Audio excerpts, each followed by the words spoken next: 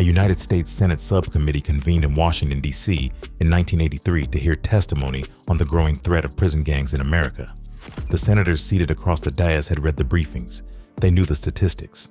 They had been handed files thick with intelligence reports and law enforcement assessments, but nothing in those briefings prepared them for the man sitting at the witness table, calm, composed, and completely willing to describe in granular detail how he had participated in somewhere between 15 and 20 contract killings on behalf of the most powerful prison gang in California history.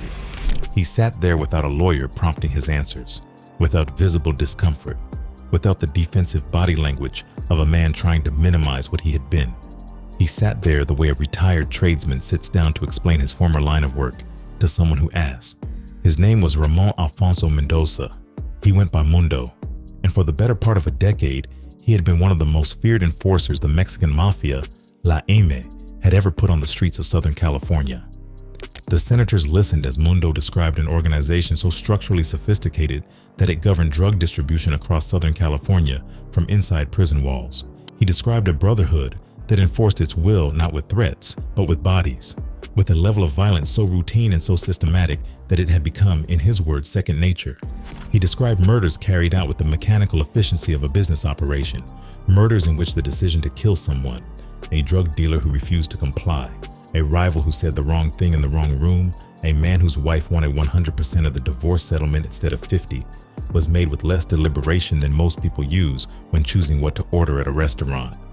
He described what it felt like to drive away from a murder scene and get to Dodger Stadium in time for batting practice. He described all of it plainly because he had no reason left to conceal it and every reason to make sure it was understood. And then he described something the senators found harder to reconcile: how a man who had done all of that ended up sitting voluntarily in front of them, cooperating fully, asking for nothing except to be heard. That testimony would eventually help dismantle the career of Joe Pegleg Morgan, the gang's most powerful outside operator and one of the most influential figures in La M's history. It would give law enforcement one of the most detailed insider accounts of the Mexican Mafia's internal structure and street operations ever recorded, and it would mark the formal end of one life and the beginning of another for the man delivering it. A man who had spent the years since his defection living under a government-assigned name in a city he never publicly identified, waiting out a death contract that had no expiration date. But the story didn't start in Washington. It started decades earlier in a church in Boyle Heights, East Los Angeles, where a boy named Ramon Mendoza served mass, carried the candles, and learned his prayers before the world got hold of him. Ramon Mendoza was born on October 18, 1949, at Los Angeles County General Hospital. His family moved from Boyle Heights to the Estrada Courts housing projects in East LA in the early 1950s, planting him squarely in the middle of a neighborhood where the geography of the streets had been carved up by gangs for decades. To one side sat white fence territory.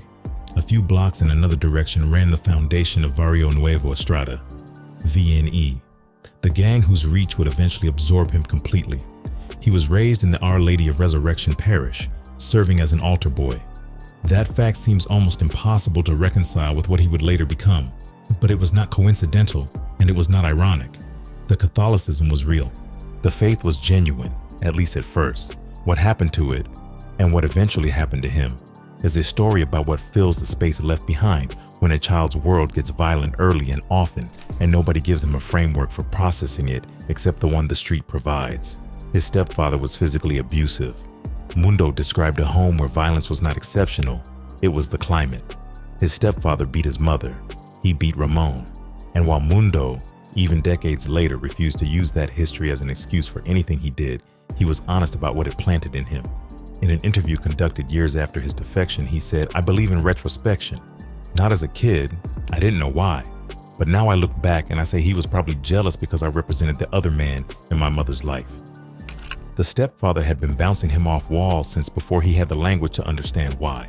The abuse didn't break him in any way that looked like damage from the outside. It oriented him. By the time he was a teenager, he had already learned to read violence as a language and to speak it fluently and to feel most coherent when speaking it. By age 15, he was committed to the California Youth Authority for truancy and joyriding a stolen car. He moved through juvenile facilities with the ease of someone who had already decided that the system was simply another terrain to navigate, and that the way to navigate any terrain was to figure out who held power and how they held it. When he came back to the streets, he came back to the same neighborhood, the same corners, the same war between the same gangs, and he stepped into it the way you step into water you've been standing at the edge of your whole life. What the Mexican Mafia would eventually recognize in Mundo Mendoza was something specific and rare. Not just a willingness to fight. Everybody in those neighborhoods could fight, and the ones who couldn't learn fast enough got absorbed or eliminated. Not just a capacity for violence either, because as Mundo himself later put it, assassins were a dime a dozen. What La M was built to identify was a different quality entirely. Someone for whom violence was not a reaction to fear or anger, but a considered decision. Someone who could pull a trigger on a man he had just finished a conversation with and feel no more psychic disturbance than a contractor feels when he completes a job. That quality was vanishingly rare, and Mundo had it before La M even knew his name. The Mexican Mafia itself was founded in 1957 at the Duell Vocational Institution, a California youth authority facility in Tracy, California, that housed the state's most volatile juvenile offenders. A young man from the Hawaiian Gardens gang named Luis Guerrero Boof Flores proposed that the Chicano wards set aside their neighborhood rivalries and unify under a single criminal brotherhood, modeled loosely on the Sicilian Mafia, organized around collective violence, and designed to dominate whatever institution they were placed in. The concept held. The gang spread quickly through California's prison system, following transferred members from Duell to San Quentin, to Soledad, to Chino, and beyond. By the late 1960s, La M had chapters in every major California institution and had begun establishing a presence on the streets. Law enforcement officials have described the Mexican Mafia as the deadliest and most powerful gang within the California prison system. And by the time Ramon Mendoza arrived at San Quentin, that was not an exaggeration. That system would claim him completely, but first he had to show the organization what he was made of, and in La M, there was only one way to do that. Machine Gun Mundo. In the spring of 1969, Ramon Mendoza was 19 years old, newly free from a juvenile facility back in East Los Angeles and fully inside his identity as a V&E street soldier. He carried the neighborhood the way all the young men around him did, as something closer to religion than geography. You represented the block, you defended it, and when someone put their hands on you inside rival territory, the response was not optional. On a night in May, he traveled into white fence territory looking for a friend. He was unarmed. He had no hostile intentions, just the ordinary carelessness of a young man who didn't think carefully enough about what walking into enemy turf without backup might look like to the people who lived there. A group of white fence members jumped him. A woman in the crowd recognized him and stopped the beating before it went further, shouting that he knew one of their own. They let him go. They even shook hands. Mundo walked back across the Santa Ana freeway to his side of the city. What happened next was not a decision that required much deliberation, because in the world he occupied, the response was already written. You did not get jumped on rival turf and go home and sleep it off. You raised the alarm. You grabbed what was available. You went back. That was the logic of the street and the logic of the gang, and it was the only logic he had. He went to Estrada Courts. He told the homeboys what had happened. They reached for what they had, metal stakes, and a machete that had been hidden underneath the artificial turf where the crew kept weapons for exactly this kind of need. Mundo claimed the machete. 5 of them got into his car and drove the 5 or 6 blocks from V&E territory to the white fence side of the Santa Ana freeway, a distance that existed more as identity than as geography, a line that meant everything and crossed in under a minute. They arrived at a teen center where a party was going on. They walked in armed and moved through the building.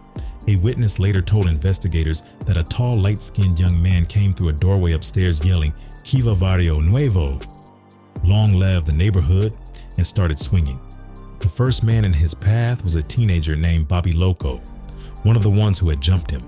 Mundo caught him in the neck with the machete and kept swinging, downward, repeatedly. The coroner's report would later note that Bobby Loco's head had nearly been detached from his body. Mundo stood at the top of the stairwell afterward and turned to look at what he had done. He described that moment in an interview conducted decades later with a specificity that made clear he had replayed it many times. "I was fascinated. I was enthralled. I was mesmerized looking at his body going through those throes," he said. He described a combination of emotions coursing through him, a sorrow that he couldn't quite account for, and a pride that he understood completely, the pride of having held up the flag of the neighborhood and retaliated successfully, and then something else, The awareness that from this moment forward, something had changed in him permanently. "I think on that day I lost my innocence," he said, "because from that day on, it became easier for me to kill." They scattered from the scene and drove to a homeboy's house in Pico Rivera, where a party was already underway in their honor. Women embraced him. Men pressed beer into his hand and congratulated him with the kind of warmth and celebration usually reserved for genuine achievement. He wanted to be alone with his thoughts, he said later, wanted to sit with what had just happened and figure out how he was supposed to feel about it. But that's the thing gangs do. They fill every moment of potential reflection with noise and belonging and forward motion until the serious introspection never actually happens. That night was no different. And in the bedroom of the house, someone showed him a Thompson machine gun lying on the bed. A full automatic weapon, ready for a white fence if they came looking for payback. The voice that responded came out of Mundo before he had thought about it. Why wait? They drove back to white fence territory the same night. Mundo had the Thompson. They sat near Fresno Park in the dark without their headlights on. A group of figures moved in the shadows, recognized that someone was there, and the moment they registered the recognition, Mundo was already moving. He came out of the car and opened fire as they scattered. He hit one man in the backside, sent rounds into the side of a house he hadn't intended to hit, and confirmed almost immediately that a machine gun was a weapon he had no interest in ever using again. It moved where it wanted to, and he had no control over it. Nobody died. He considered that a failure. In his internal accounting at that point, anything short of a homicide was not worth discussing. 187 PC, he told interviewers, meaning the California Penal Code citation for murder. Anything short of a 187 was unworthy of conversation. The machine gun incident had been an exercise in futility, but the name it produced stuck, Machine Gun Mundo, known now throughout the gang world and the jail system. He was arrested about a week after the machete killing. LAPD homicide detectives kicked in the door while he was smoking with a neighbor who just rotated home from Vietnam, a man who had killed in combat and whom Mundo regarded with something close to admiration, a real soldier operating in a real war. They took Mundo to county. His mother came to the visiting room and showed him a telegram directing him to report to the Selective Service for a physical. He had been drafted. He had wanted to go to Vietnam, not, as he later admitted in retrospection, out of patriotism, but because the warrior mentality had already taken root in him and he wanted a sanctioned arena for it. The telegram arrived the same month he had killed Bobby Loco. While he was sitting in the jail, that conviction would keep him in. He was never going to Vietnam. He told senators years later that he felt crushed in that visiting room, and that from that moment on, if he couldn't be the best he could be in a uniform, he was determined to be the worst he could be on the streets. He was charged with murder. The case fell apart in court. Witnesses were too frightened to testify. The gang had made clear through the neighborhood what the consequences of cooperation would look like. His attorney negotiated a plea to involuntary manslaughter. The sentence was 6 months to 15 years. Mundo cussed out the judge before they dragged him from the courtroom. He looked across the room at Mrs. Lopez, the mother of Bobby Loco, who was weeping. On the other side of the gallery sat his own mother, also weeping. He carried both images out of the courtroom without being able to speak to either of those women. He served approximately 6.5 years before his first parole. He arrived at Soledad first, got into a violent confrontation with a group of bikers almost immediately, and was transferred to San Quentin. He was one of the youngest men in the yard, and he arrived there already carrying exactly the kind of resume that La M had been waiting to evaluate. In September of 1970, Mundo Mendoza was sponsored into the Mexican Mafia at San Quentin by Manuel Mad Korean, Enerva, and Big Mike Mulhern. The induction was not ceremonial. La M did not hold rituals the way street gangs did. No jumping in, no formal oath-taking in a room full of witnesses. What they held was a sustained evaluation of a candidate's usefulness, their loyalty, their judgment, and above all, their willingness to do the work that kept the organization alive. The blood oath that Luis Flores and Rodolfo Cadena had established in the early 1960s meant that membership was permanent. You were in until you were dead. And the only way to leave the Mexican Mafia was in a box. Mundo understood that when he accepted. He said he was more than willing. He described the Mexican Mafia as the special forces of the prison underworld, and said joining felt like exactly what it was, an elevation into a level of power and status that almost nobody ever reached. By the time he paroled on July 25, 1975, he had been involved in an estimated 6 or 7 murders inside prison walls, confrontations with Nuestra Familia and the Black Guerrilla family, and La M's principal enemies in the California system. He declined to describe most of them specifically, citing the possibility of self-incrimination. But he was clear that he had not been hiding. He was in the front lines. He was always in the front lines. That was who he was, and La M knew it. And when he walked out of San Quentin and back into the streets of Southern California, the organization expected him to bring the same mentality with him. He did not disappoint. 50 bodies in 2 years. When Mundo walked out of San Quentin in the summer of 1975, he came out with a plan already forming. La M had spent nearly 2 decades establishing total dominance inside California's prison system. The outside, the streets of East LA, the drug corridors of South Central, the neighborhoods of Bakersfield and Fresno, and the San Fernando Valley, was still operating in a disorganized state. Independent drug dealers were generating revenue that nobody from La M was controlling. Street gangs were running their own operations without kicking anything upward. The organization had the reach and the reputation to fix all of that. What it needed was the right people on the outside to enforce the new order. Mundo understood this before he had even driven back to Boyle Heights. He linked up almost immediately with Edward Sailorboy Gonzalez, a fellow V&E member, and La M Carnale, who had paroled in the same general window. Together, they built what Mundo later described in testimony and interviews as their version of Murder Incorporated, the Prohibition-era mob assassination unit that specialized in contract killings. He gave it a name, the Inner Circle. Sailorboy was the co-conspirator and primary muscle. Alfie Sosa, who would later be caught up in some of the same prosecutions, served as their driver, steady, reliable, good enough at the wheel that Mundo and Sailor didn't need him for anything else. "We figured if he can drive, we know what we got to do," Mundo said. The team was lean by design. 3 men who each knew exactly what their role was and didn't need to be told twice. The business operation they built functioned with a clarity that most legitimate sales organizations would recognize. Mundo moved through Southern California visiting independent drug dealers in their neighborhoods, men who were selling product for themselves or for Mexican suppliers who had no connection to La M or for nobody but their own block. He presented each of them with the same proposition. You sell our dope exclusively, we supply you, we protect you, we take care of you, and you walk away from whatever arrangement you have now. He described it as a sales call. He said almost everybody complied.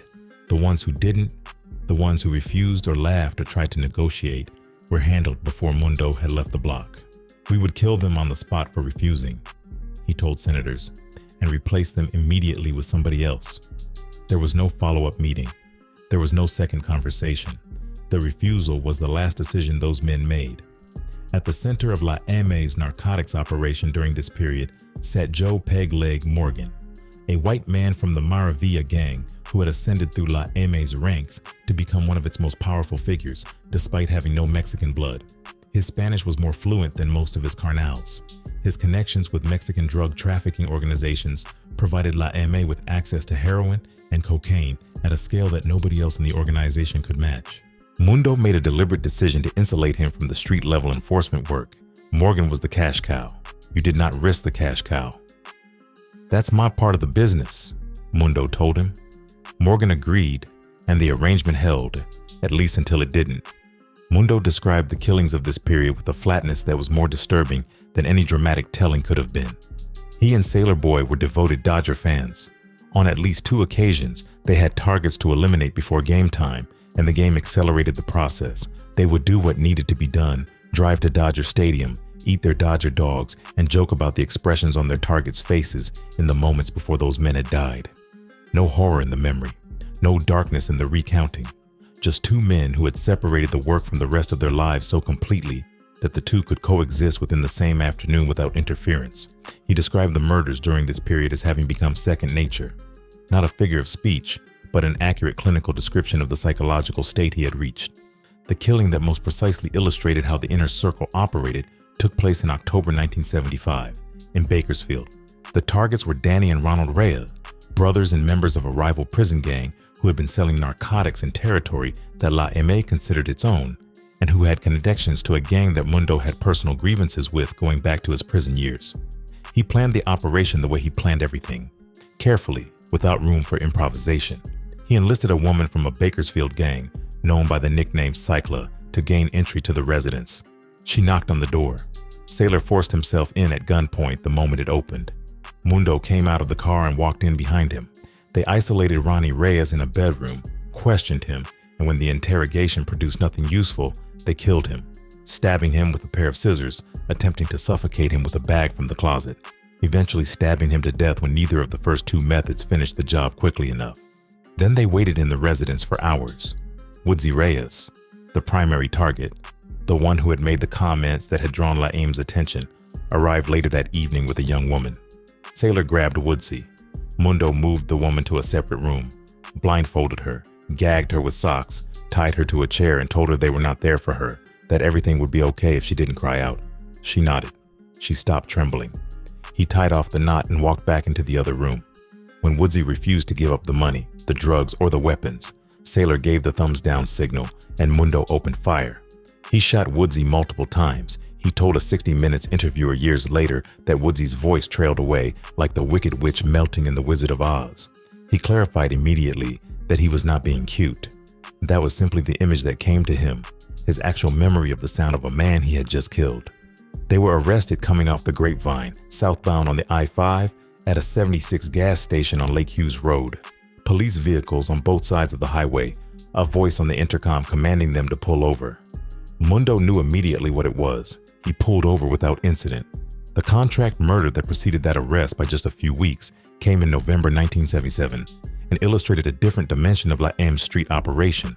The organization's willingness to take on civilian contracts for the right price. A bail bondswoman named Helen Marazzi wanted her husband Bob dead. In California, divorce means a 50-50 split of marital assets. She didn't want 50%. She approached Morgan, and they negotiated a price: a kilo of heroin, $10,000 in cash, the exoneration of outstanding bonds for some Laim associates, and a small aircraft that Morgan promptly sold because none of them could fly. Mundo arranged the execution through a young gang member he called Artie, coached him down to the final detail. Walk casually, keep the gun at your side, don't look at the secretaries, get in the car, don't speed. Bob Marazzi was shot once in the head beneath a slot machine he was repairing at his carpet business in Signal Hill. Artie walked out. They were on the 405 before anyone called it in. Between July 1975 and November 1977, law enforcement estimates placed more than 50 murders on the crew that Mundo led. The bulk of that body count attributed to Mundo, Sailor Boy Gonzalez, Alfie Sosa, and Robert Salas. Those figures come from intelligence assessments rather than court convictions. Most of those killings were never prosecuted, never formally adjudicated, never attached to anyone's name in a courtroom. The families of the dead received no testimony and no accountability. What they received was a death notification, a case number, and a file that stayed open and eventually went cold. Mundo, by his own account to the Senate subcommittee, had personally carried out over 20 killings across his career, roughly half a dozen inside prison and the rest on the streets, and had been a co-conspirator in an indeterminate number beyond that. He said all of it plainly, without being asked to slow down. He was used to saying it by then. Blood on the witness stand. They put Mundo in the Kern County Jail. He was facing 2 counts of conspiracy to commit murder for the Reyes brothers' killings, a charge that at the time carried the possibility of the death penalty or life in prison. He was not afraid of either outcome. He described his state of mind in that jail as robotic, a word he used carefully because he meant it precisely. He was programmed to a particular set of responses and unreachable by the conventional pressures that unravel most people. He was not afraid of dying inside. He had no wife to lose, no career to protect, no identity outside of Laim that he was trying to preserve. He said the 3 most common reasons a carnal turns are fear of the organization, pressure from a woman, or unwillingness to do serious time. None of those applied. He was in good standing with his brothers. He loved doing time. He was, by his own reckoning, completely and thoroughly gone. The kind of gone that only something dramatic could reverse. On Sundays, Christian volunteers came to the Kern County Jail to minister to the inmates. Mundo ignored them. He would cover his eyes with a towel and lie in his bunk while they moved through the block, and he told himself he was asleep. But isolation has a way of wearing through things you thought were solid. The testimonies began reaching him, not because he was looking for them, but because boredom strips away defenses faster than confrontation does. He listened without moving. He did not respond. He told himself none of it was for him. There was an 81-year-old man named Nathaniel Elry who came by one Sunday and didn't assume Mundo was sleeping. He stopped. He came back. He said hello, and a conversation started. Elry asked if he could pray for him. Mundo said sure, and watched the old man through barely open eyes while he prayed, thinking the same question over and over. What is it he sees in me of any kind of value? The visits continued. Elric left reading material, a small Bible, some tracts, whatever he thought might land. Mundo read pieces of it and dismissed most of it and went back to his bunk. But something had shifted in the space behind his eyes. He started thinking about his victims. He had not done this before. In 17 years of criminal life, he had not once sat and thought about the men he had killed as people with families, with mothers who loved them, with the same kind of ordinary claim on existence that he had. The thought arrived slowly at first, and then with a weight he couldn't shake. He started thinking about how they had died, not the operational mechanics of it, which he knew in detail, but what the experience had been like from inside their bodies. He started thinking about their families, about how they had received the news, and then, in a moment that caught him completely off guard, he thought about his own mother, and what it would mean for her to receive that same news about him. He described the remorse as something he immediately tried to suppress, telling himself it was weakness, that he couldn't be thinking like that, but he had already crossed a line. You cannot unknow something once you have felt it. One night, alone in the darkness of his cell while the rest of the block slept, Mundo got down on his knees. He prayed, not formally, not with structure, not with the language of the mass he had served as a boy. He unloaded everything, all of it. The names he remembered and the ones he had forgotten. The faces he could still see clearly and the ones that had blurred with time. He asked for forgiveness for everything, and he wept in his cell in a way he had not wept since childhood. He described something leaving his body that night, a sensation he couldn't name at the time. Later, people would tell him that sounded like what happens when you stop carrying something you have been carrying so long, you forgot it was weight. When Elric came back the following Sunday and Mundo told him what had happened, the old man laughed gently and said something Mundo said he never forgot. You are not saved by feelings. You are saved by faith. Your feelings are fickle. In March of 1977, a judge dismissed the Bakersfield murder charges on speedy trial grounds. Mundo walked out of the Kern County Jail a free man. Within weeks, he had contacted the prison gang task force and offered to work as an undercover operative against Laem. The decision baffled law enforcement, which had its own framework for understanding why Carnals flipped and none of the boxes applied. The decision baffled Laem, which had no framework for it at all. Between March and December of 1977, Mundo moved back through Laem's orbit while feeding intelligence to DEA agents attached to the task force. He flagged targets before they were killed when he could. He reported operations ahead of time and waited to see what law enforcement could do with the information. Sometimes they could act on it. He told them about a man named Bond from Flats and Bond's sister, both of whom were being targeted for execution. They couldn't save Bond. He was found dead in his residence, shot multiple times.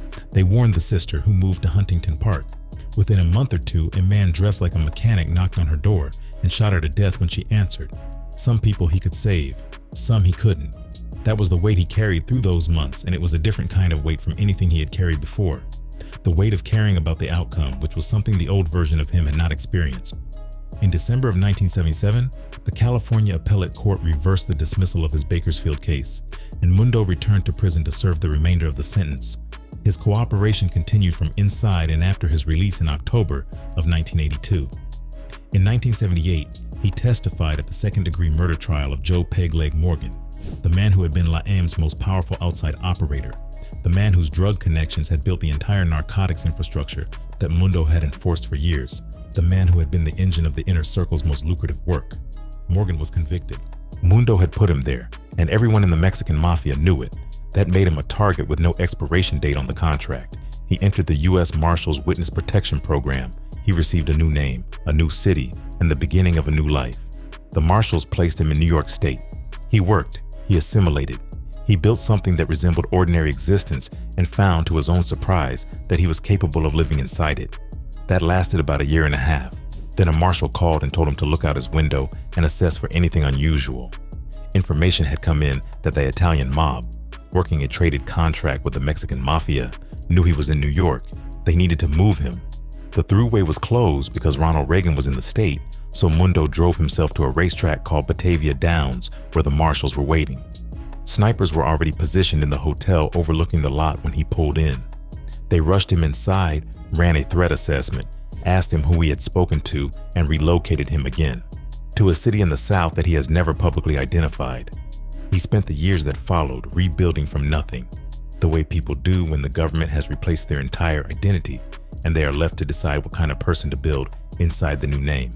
He worked in retail, eventually managing a chain of stores. He trained salespeople with the same methodical focus he had once applied to running execution squads, and found that the skills transferred: reading people, building compliance, keeping a team on task.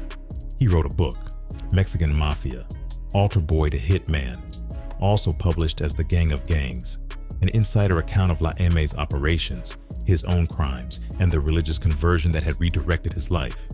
Law enforcement officer and Police magazine contributor Richard Valdemar compared the book to St. Augustine's Confessions for the way it cataloged darkness alongside a genuine reckoning. He later co-authored The Mexican Mafia Encyclopedia with René Boxer Enriquez, another defector who had come up through the organization after him. He toured churches and schools as a gang intervention speaker, always in silhouette, always anonymized, because the threat against him had no statute of limitations. In the soft white underbelly interview, conducted from behind the protection of anonymity, he was asked where he stood today on the fear of being found. "I know I'm supposed to be afraid," he said. "I don't feel it." He said he felt guilty about the absence of fear, that a man who had done what he had done should probably be trembling, but he wasn't. What he felt instead was concern for the people around him, the friends who had no idea who he had been, who would suffer collateral damage if the wrong person made the connection. For himself, the calculation was already settled. The people Mundo Mendoza killed are not settled. Law enforcement estimates placed more than 50 murders on his crew during a 2.5-year stretch of operation. Most of those cases are still open. The families of those victims never sat across from this man in a courtroom. They never heard him name their loved ones by name and describe what happened. They received case numbers and condolences, and eventually silence.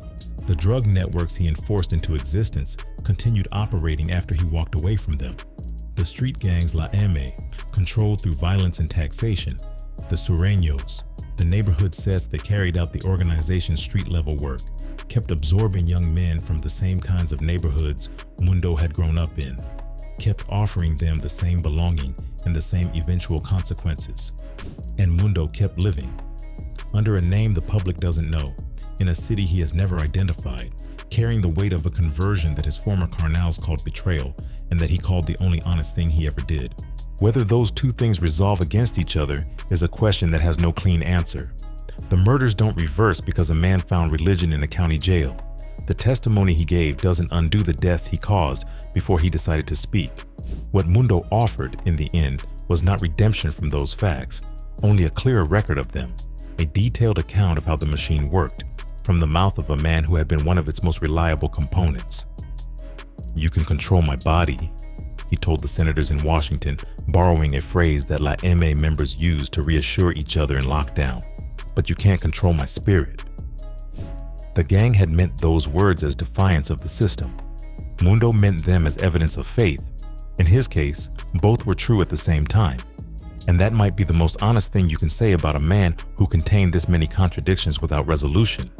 The altar boy and the hitman, the carnal and the informant, the man who described killing someone as second nature, sitting in a Washington hearing room asking to be understood. Both of those men are real. Both of them lived in the same body. And what happened in the space between them is a story that still doesn't have a clean ending, just a long silence and whatever weight you decide to carry out of it.